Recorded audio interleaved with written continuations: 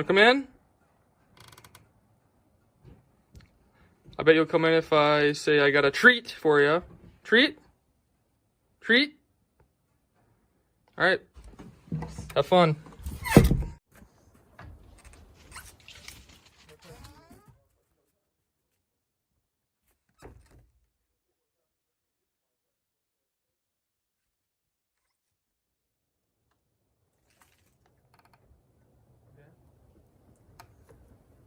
Skeeter, come on.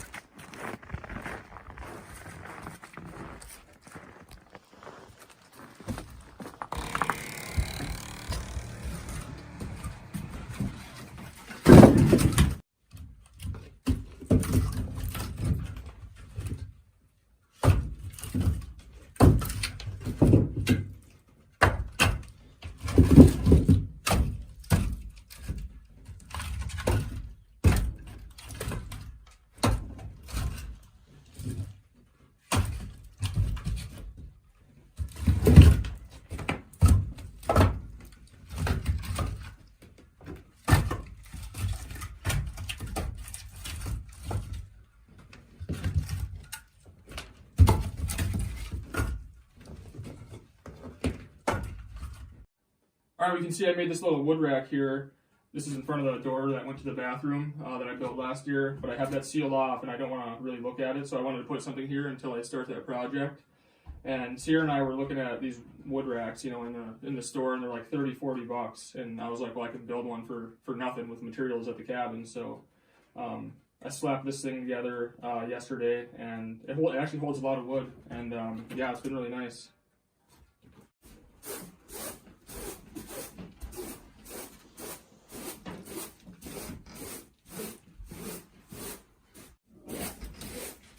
Yeah, we're gonna need a little vacuum out here.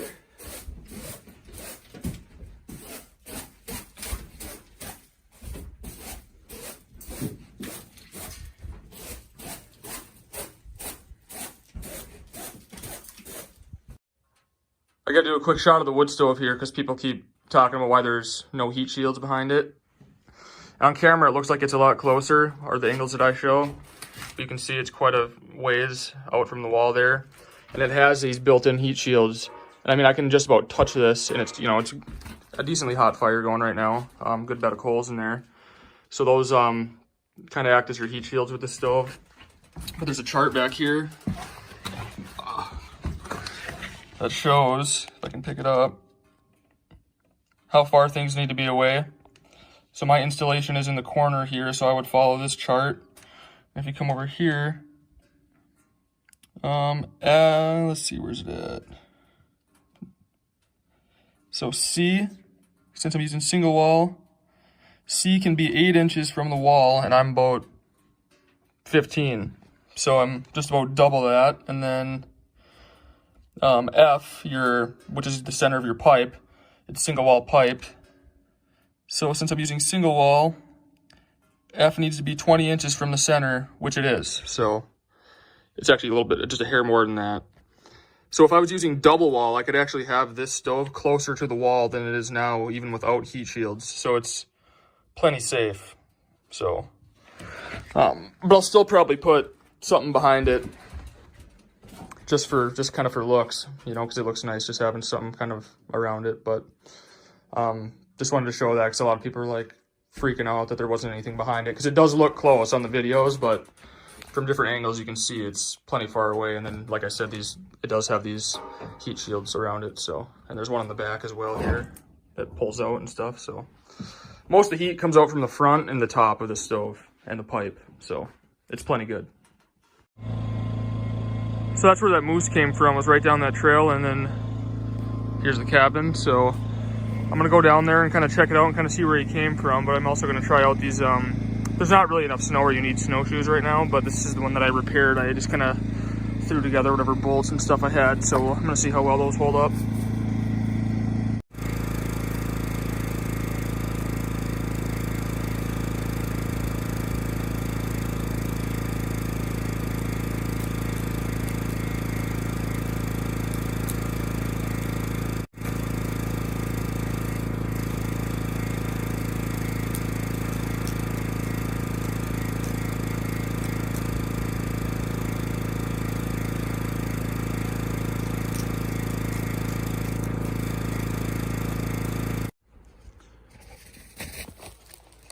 Okay, so here are the moose tracks.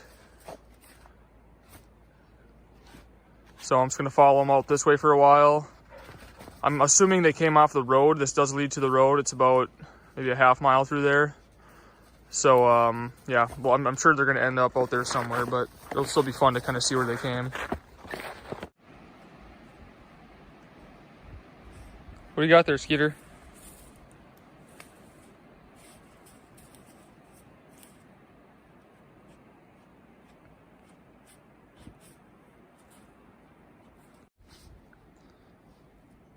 If I was a really nice guy, I'd come back with a Christmas tree for Sierra too to put in the cabin. We don't have any ornaments or anything, but maybe we can make some wilderness ones.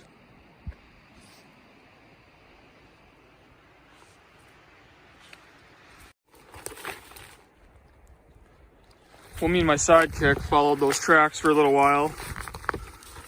They were kind of heading out towards the road. I didn't follow them too far, only about a quarter of a mile, but I had a pretty good idea where they came from.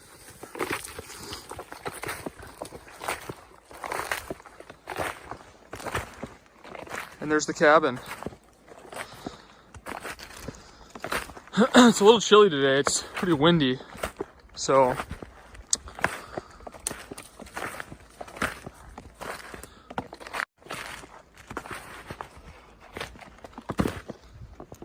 think I'm gonna go in and have some hot chocolate. Some wood heat sounds pretty good right about now. And then I'm gonna go for another little stroll in the other direction with Skeeter in about an hour probably.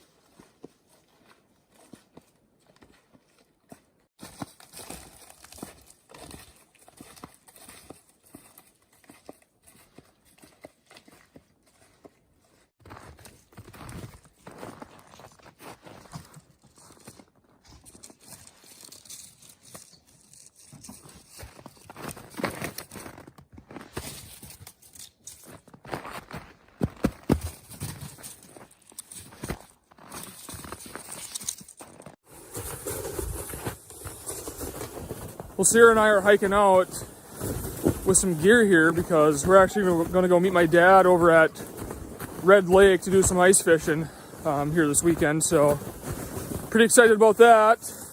It's pretty much the only lake around Minnesota that's kind of open right now that's got enough ice to walk out on. I heard they got like 6 inches pretty much everywhere. So, and the walleye bite's been really good. So I didn't get to do much ice fishing last year, and I was talking to my dad, and I was like, let's go over there while the walleye bite's hot, so me and Sierra can get some walleye to eat. So we're gonna go over and meet him this weekend here. So I'm hauling in some of our fishing gear. I got my fishing rod and tackle and some of that in there, and then as long as we're heading to town, we'll just go to a transfer station and get rid of our garbage too. So try to take advantage anytime you're heading into town, right?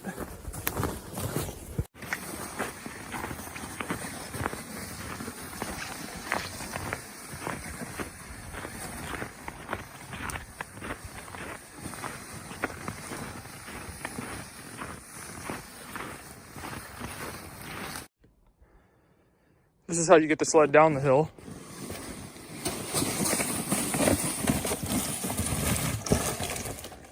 Oh, only lost the snowshoes. That's not too bad. Yeah, she's a little chilly this morning.